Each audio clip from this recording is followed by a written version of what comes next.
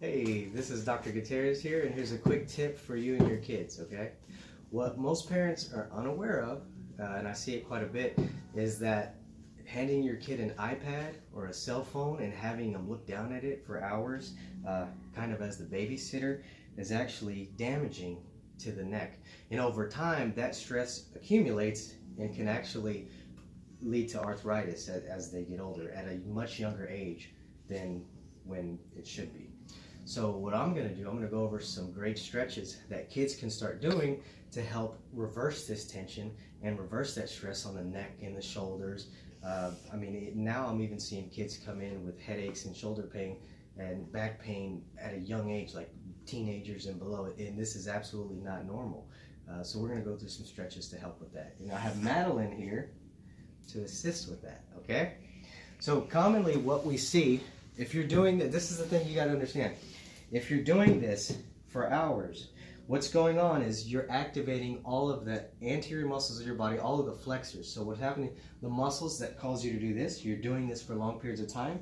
The biceps, anterior delts, pecs, all of this is activated. And now, although you're not lifting a ton of weights, you're doing this for a long period of time. So this in turn causes an imbalance between the muscles in the front and the back. The muscles in the front become stronger and much more dominant than the back, and the back becomes a lot more weaker. This is a condition called upper cross syndrome, and it's very common, and it leads to arthritis, okay? So what happens is, if you're doing this all day, your body gets strong like this. When you stand up, you're less likely to stand up straight in a nice and supported posture. You're more likely to do this because your body is strong in this position, and this is where your body wants to be because it's used to it. So these are some stretches that you can do as well, but especially for your kids to make sure that they're healthy, along with getting them adjusted regularly. Okay? You ready, Madeline? Let me show you. So go ahead and turn this way. Bend your knees, put your feet flat on the table.